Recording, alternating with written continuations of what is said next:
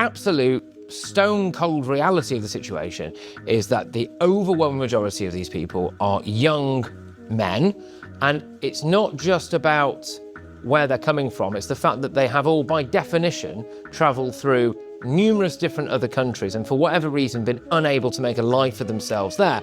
Some of them undoubtedly through criminality, some of them potentially through choice, most of them through a lack of opportunity in any of those countries. And what that means, if you take it to its natural conclusion, is the calibre of person that we are now getting crossing the English Channel is very, very low.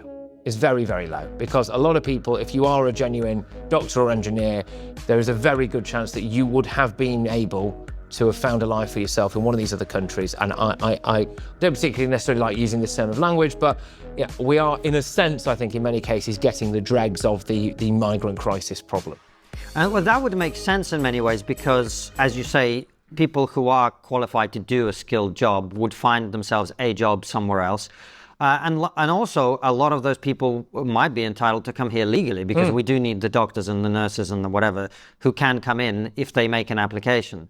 So, but it sort of makes a lot of sense that people who are coming illegally are doing so because actually we don't want people like that to come. Yeah, 100%. That's the reality of it.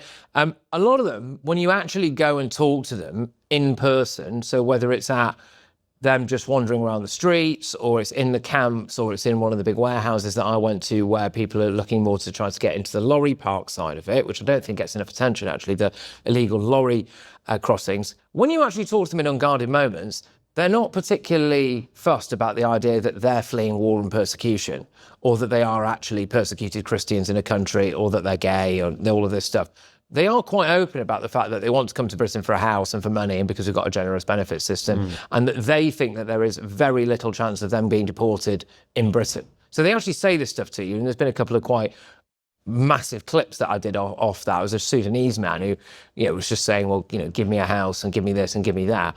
And that is the general kind of attitude. It's when they get here and maybe get into contact with certain lawyers or certain charity groups that you start to get these yarns about the level of persecution they might face back home, the trauma that they might have felt en route, and various different incredibly spurious reasons in some cases as to why they could never be returned home. They're not saying that stuff in these camps and when they're walking down the street. They weren't saying that to me, and they would have had the perfect opportunity to do so.